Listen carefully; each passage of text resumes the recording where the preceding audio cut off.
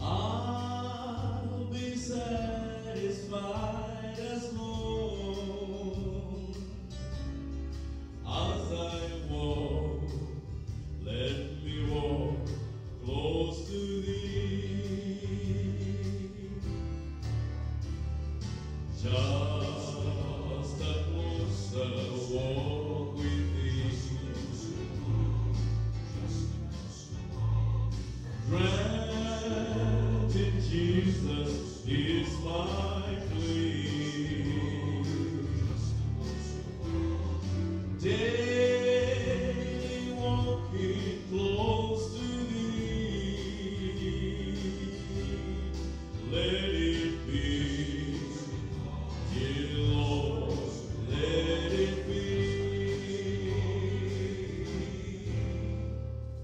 When my feeble life is old,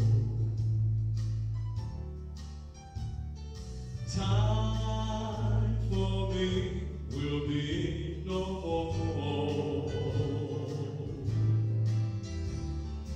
Guide me gently, safely home to thy kingdom's shore, to thy shore. Just a closer walk with thee. Granted, Jesus is my plea. Daily walking close to thee.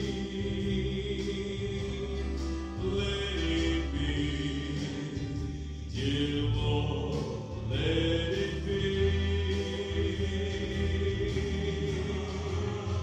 Just a closer walk with thee.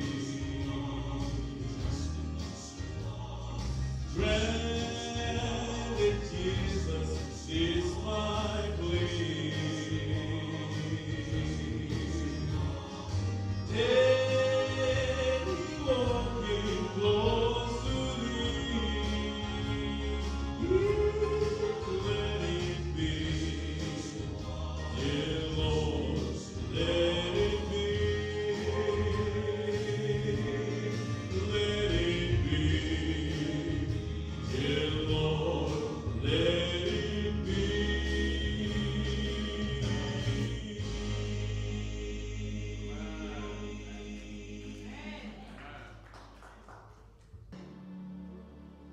Our scripture reading today is John 3, verse 16.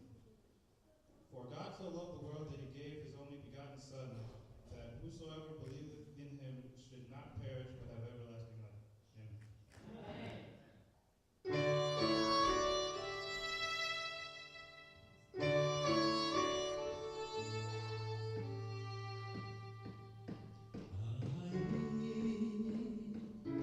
The steady say, thy strength indeed is small. Child of weakness, watch and pray. Find in me thine all in all. Jesus paid it all. Oh, to him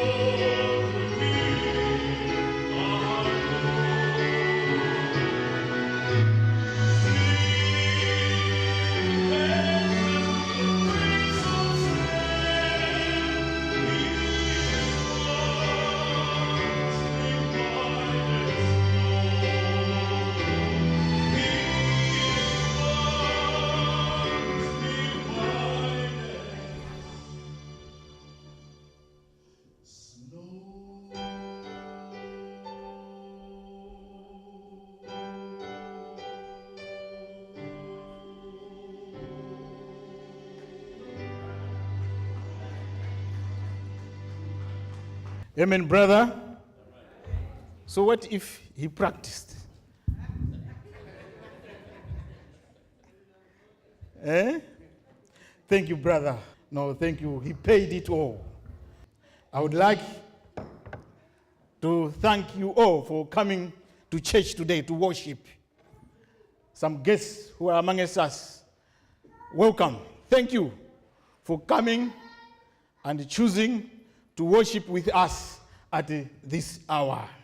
A question: what is the difference between insurance and assurance? Two terms you find in the insurance business which sound the same, but there's a little difference between them. Insurance. Nearly most of us have an insurance policy, especially on our vehicles. The policy's insurance means we will be taken care of in case of a particular problem that might occur in the future. The insurance remains in effect as long as we pay the premiums on the policy. However, if we do not make a payment, even only one payment, you do not make it, the policy is cancelled. You are no longer covered, regardless of how many premiums you have paid on that policy. One time, I owned a Ford Windsor van. I drove that van for 4 years, and I had paid off my loan. And I was paying insurance, comprehensive insurance. For 4 years, I never got in an accident. I never was involved in an accident. Now, after I had paid off the loan, I wanted to change the policy from comprehensive to liability. Those of you who know the difference on liability, when you are involved in an accident, the insurance company doesn't fix the car. But on comprehensive, they fix your car. So I contacted my brother-in-law, Mr. Shitaya. He's my advisor. So I told him, I said, I have been driving for 4 years, no accident. I know now how to drive in America. I can change the policy to liability because I wanted to save money. This is what my brother-in-law said. He didn't say yes and he didn't say no. He said, but you know what? There's no much difference between comprehensive insurance and liability. No much difference in terms of premiums. But the advantage is on comprehensive, when you are involved in an accident, the insurance company will fix your car. And sometimes they buy you another car. I said, yeah, because I haven't been involved in an accident for 4 years. I went ahead and changed the policy to liability. I said, I want to save money. You know what? The very first month when I changed the policy, I was involved in an accident. I said, wow. My sister called. Does the car have insurance? I said, I just changed to liability. I remembered the words of Mr. Shitaya. Now I had to fix the car from my pocket. The insurance company called me. They said, are you Simon? I said, yes. They say, we understand you were involved in an accident. I said, yes. But we see you canceled the comprehensive insurance to liability. Do you know what that means? I said, yes, I know. And he went on to say, he said, can we put you back on comprehensive insurance? I said, no. I was so angry. I said, no, I'll go ahead with liability. So I fixed my van with my money. After I had fixed the car, the following month, I was driving from work, going home. I saw 3 deer in front of me, and I stopped. But somebody who was coming behind me hit me. I see Mrs. Kaunda, Gertrude. She saw the accident. She saw that accident. Somebody hit me at the back, and it was a big smash that the van ended right there. It was totaled.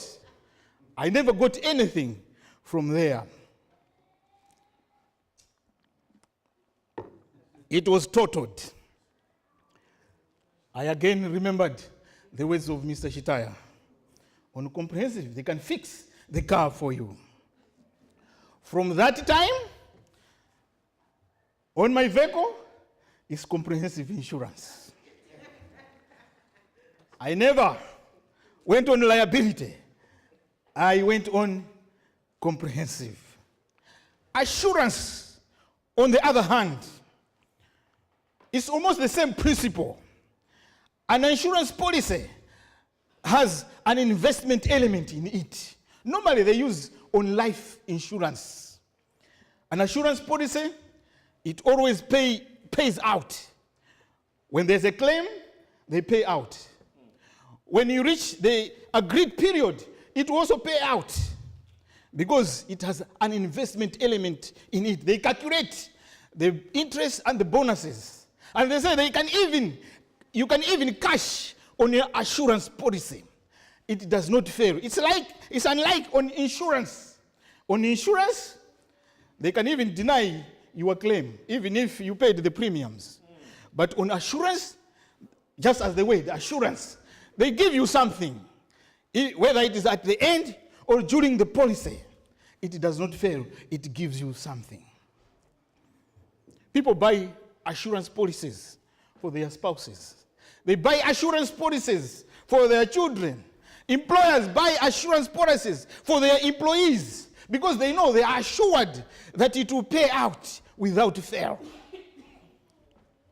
Assurance can also come to us through words from somebody in a form of positive declaration intended to give confidence.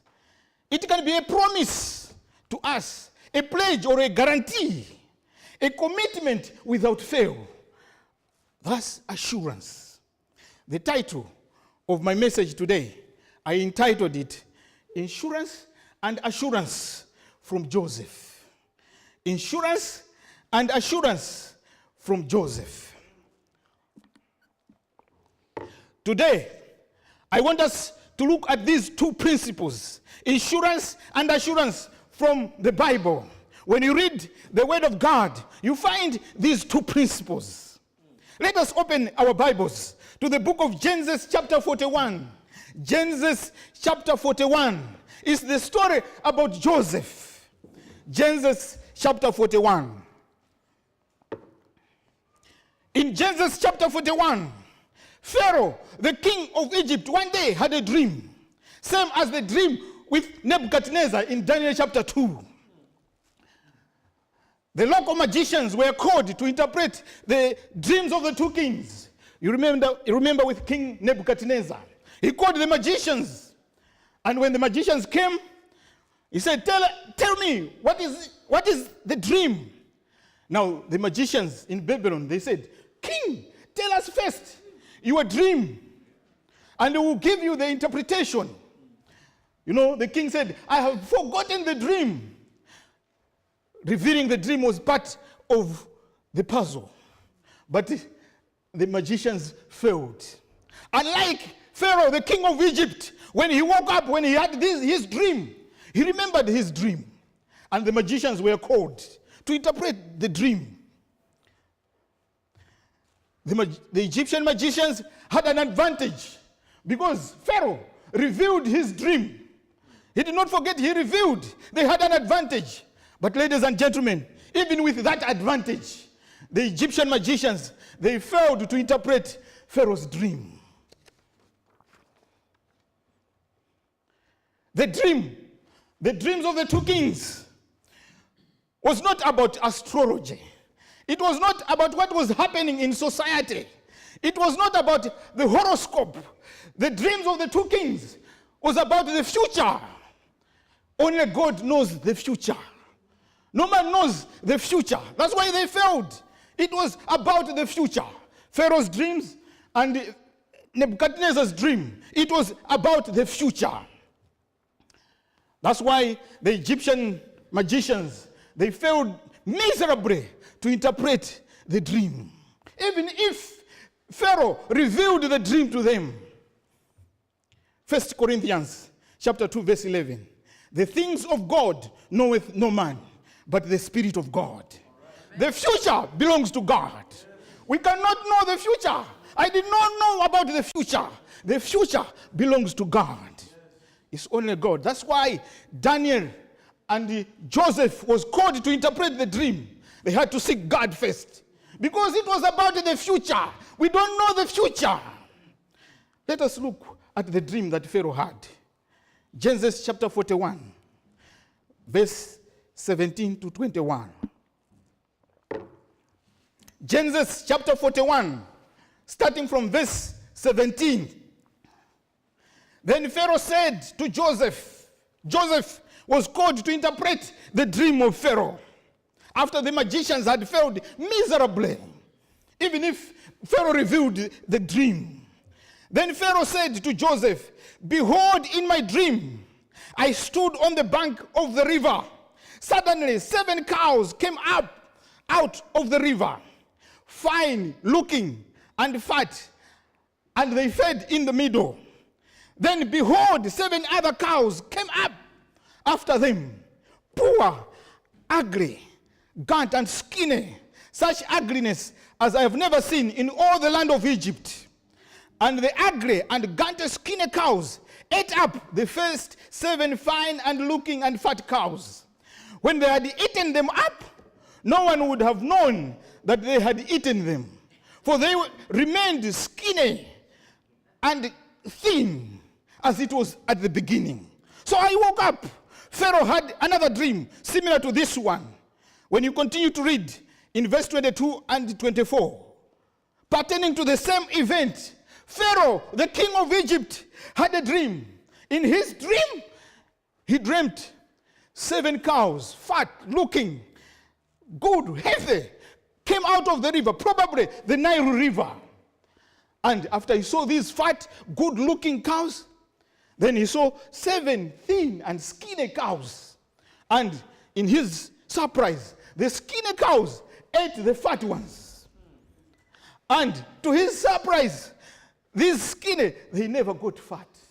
They remained skinny. Joseph was called to interpret the dream of Pharaoh. Here's the interpretation. Genesis 41, verse 25. Then Joseph said to Pharaoh, God has shown Pharaoh what he is about to do. The 7 good fat cows are 7 years. And the 7 thin and ugly cows are 7 years also. 7, 7. These are years. Verse 28 to 31. This is the thing which I have spoken to Pharaoh. God has shown Pharaoh what he is about to do. Indeed, 7 years of great plenty of harvest will come throughout the land of Egypt. But it will be followed by 7 years of severe famine. The famine that will deplete the whole land, so much so that the 7 years of plenty will not be known in the land of Egypt because of the famine that will follow, for it will be very severe. And the dream was repeated to Pharaoh twice, because the thing is established by God, and God will shortly bring it to pass. Joseph gave the interpretation. What is about to happen in the future? Joseph said, the 7 fat cows that you saw is 7 years of plenty harvest in Egypt. For 7 years, you will have bumper harvest in Egypt. Great harvest. But that will be followed by another 7 years of great famine. Then Joseph advised the king. He said, choose a wise man who can be in charge during this period, so that the people can survive the 7 years of famine that are coming. Pharaoh, the king of Egypt, did not appoint any other man. He appointed Joseph to be in charge. When Joseph was appointed by Pharaoh, he was one of the rulers in Egypt. And he told the king, we need to find officers who can collect 20% of produce during the years of plenty, so that we can use that during the years of famine that are coming. So it was a successful program suggested by Joseph. 20% was collected on each and every person in Egypt during the years of plenty, so that they can use it during the years of famine. Verse 49, Joseph gathered much grain as sand of the sea until he stopped counting, for it was immeasurable. The grain was in all the cities of Egypt because of Joseph's policy. Because of what Joseph suggested to the king of Egypt, there was much grain in Egypt. The 7 years of plenty passed, and came the 7 years of famine. People cried for food. Verse 55. So when all the land of Egypt was famished, the people cried to Pharaoh for bread. Then Pharaoh said to all the Egyptians, go to Joseph. Whatever he tells you, do. The people came to Pharaoh, and the Pharaoh said, you go to Joseph, and whatever he tells you, do. The whole world came to Joseph in Egypt to buy grain, because the famine was so severe in all the nations around. This is where you see the principle of insurance. Planning for the future. Because things will not be the same today. Things are okay today. But in the future, one day, there will come the years of famine. This principle is applied in everywhere. The years of plenty and the years of famine. The question is, how do we plan for the years of famine? The wise man Solomon says in Proverbs chapter 30, verse 25, the ants are a people not strong, yet they prepare their food in summer.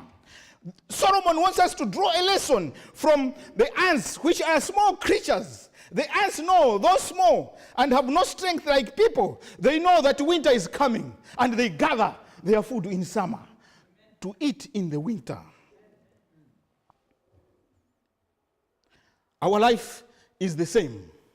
We have days of plenty and days of famine. The question is, how have we planned for the days of famine? Amos chapter 8, verse 11.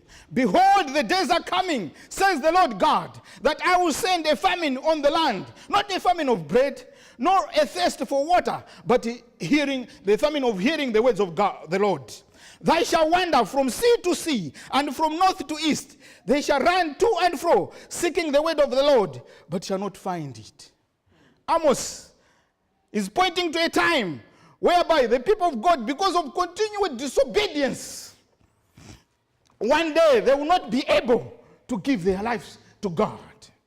Not that God has rejected them, but their bodies will not be able to give their lives to God. Ladies and gentlemen, one day there will be a famine. A famine of coming to church as we have done today. One day there will be a famine, brothers, one day, a famine of singing the way we have done today. One day there will be a famine of hearing the words of God as we are doing right now. The question is, how have we prepared for that time? Now when things are okay, what have we done? Joseph made a plan during the years of famine in Egypt. He suggested to Pharaoh, let us keep some so that we can eat during the years of famine. Keep some. Pharaoh told the people of Egypt when they had cried to him for food, they said, go to Joseph. You know, Pharaoh was the king, and people were right to go to the king. The king was supposed to provide a solution. But the king says, no, go to Joseph. Joseph is the one who's going to give you food. Ladies and gentlemen, Joseph is a type of Christ. John chapter 6, verse 35. Then Jesus declared, I am the bread of life. Whoever comes to me will never go hungry, and whoever believes in me will never be thirsty. My appeal is, we need a plan. Because the days of famine are coming tomorrow in your life. The days of famine are coming in my life. What have we done? In the parable of the 10 virgins, the wise virgins, they carried extra oil to be used during the time I've called the time of famine. We need to ensure our lives in Jesus. This is the principle of insurance.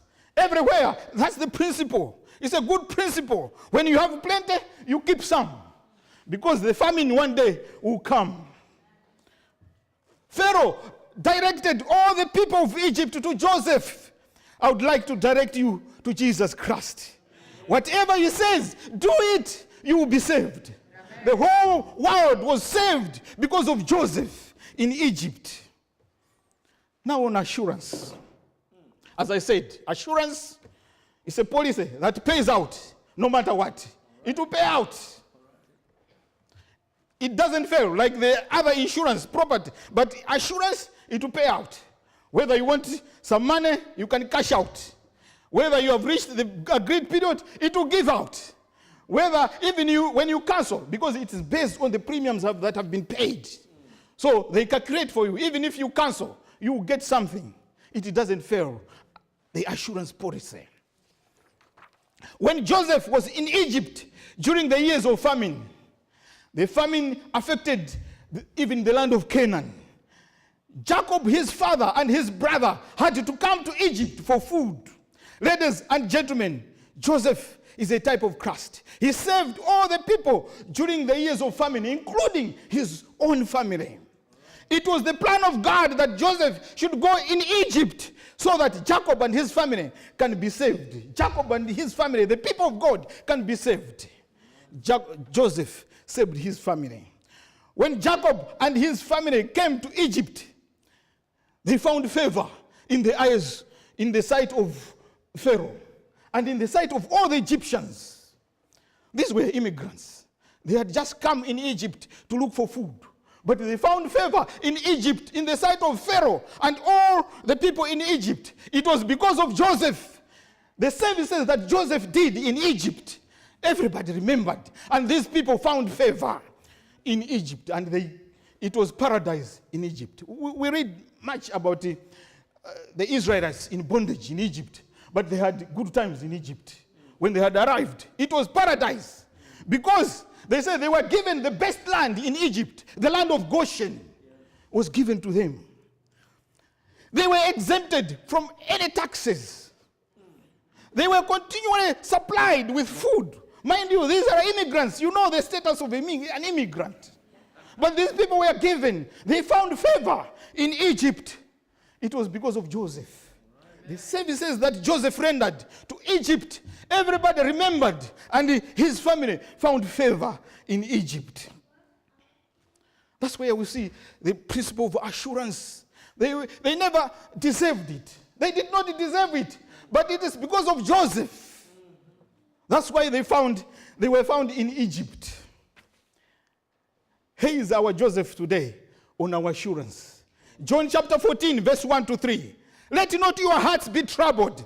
Believe in God. Believe also in me. In my Father's house are many mansions. If it were not so, I would have told you.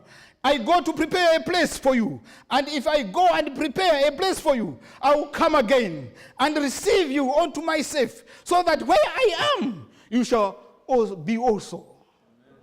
That's Jesus. Joseph received his family in Egypt and they found favor. He prepared this land, the fertile land in Egypt. Ladies and gentlemen, we will occupy that place which Jesus is preparing for us. Not on our merits, but on Jesus' merits. We do not deserve it. He paid it all. We will not pay. One of the difficult things in America is to buy a home. I haven't bought a home. But I hear if you buy a home, you pay the mortgage for many years. The time you finish, you are owed. I don't know how they justify that. Because in Malawi, we can buy land and build a house maybe a year or two. A stronger house for that matter. Ladies and gentlemen, let not your hearts be troubled. Believe in God. Believe also in me. In my Father's house there are many mansions. Will not pay rent, no mortgage, but the best land on Jesus' merits. He paid it all. Who will occupy that land? That's the assurance that we have. When the whole family of Joseph came to Egypt, they found favor in the sight of Pharaoh and in the sight of all the Egyptians.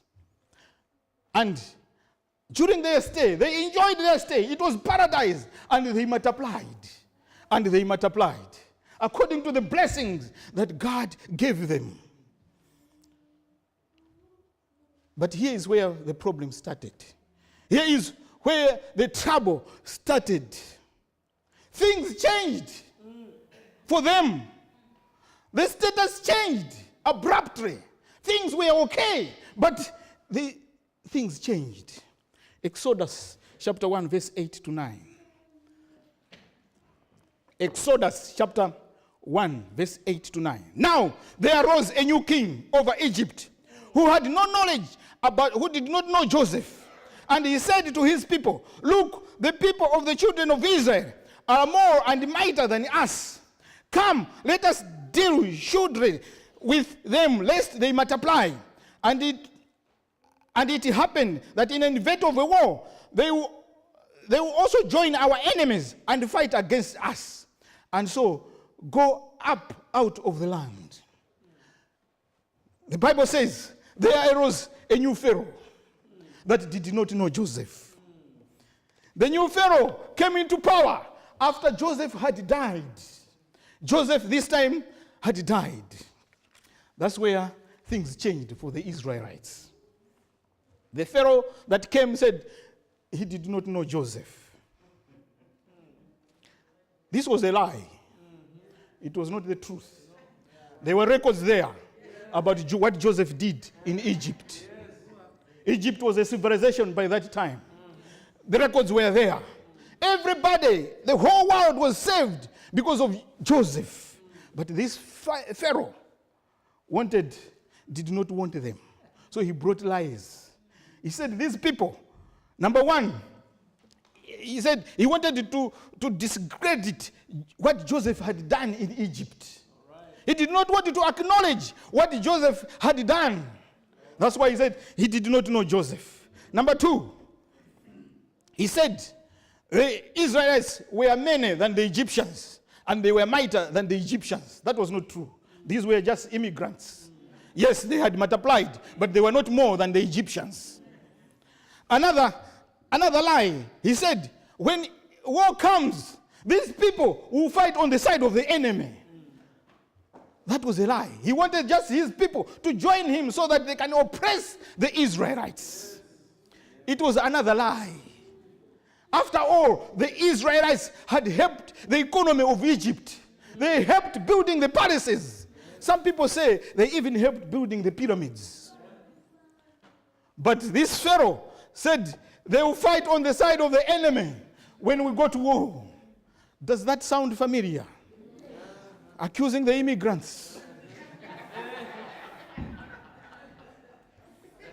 That's where slavery started for the Israelites. That's where trouble started for the Israelites. There came a Pharaoh that did not know Joseph. In simple ways, Joseph who died was no longer there. Joseph who interceded for them was no longer there. It was now trouble for the Israelites. If we don't have Jesus in our lives, it's trouble. Amen. Thank God, because of Jesus, because of Moses came and delivered the Israelites. Ladies and gentlemen, another king of evil entered the Garden of Eden. Everything was perfect. Garden of Eden. And he brought lies, distorted information about God in the Garden of Eden. Unfortunately, Adam and Eve listened to this evil king. and trouble started right there. I thank God. Here is the greatest assurance that we have. John chapter 3, verse 16. For God so loved the world that he gave his only Son, that whoever believes in him should not perish, but have everlasting life. The greatest assurance that we have. After things were in a mess, God had to fix it. He sent Jesus who did us. He paid it all. You know, salvation is free. We don't work for it. You remember when the brothers of Joseph came to Egypt to buy grain? Joseph kept putting the money back into their sacks.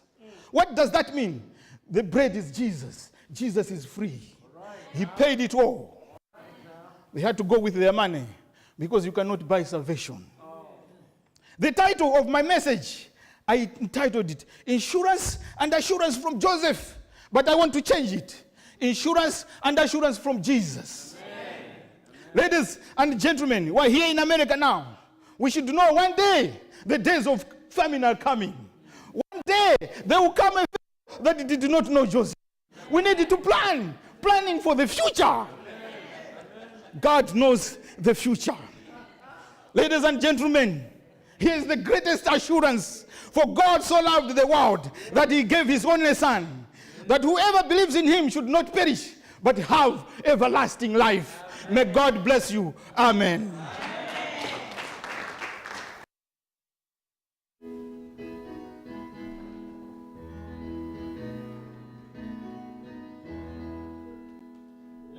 And it's all goes on.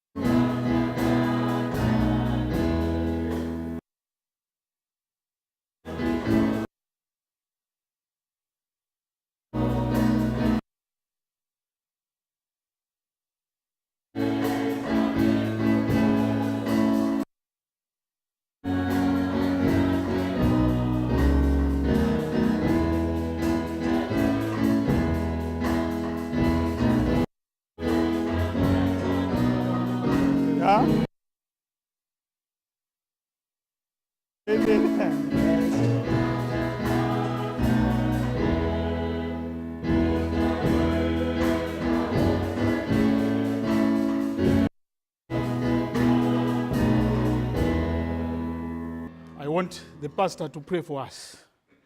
We have an assurance that it will pay out without fail. It's there. It's just on our part to decide to accept Christ. It's there. It will pay out no matter what. Pray for us, pastor. We pray.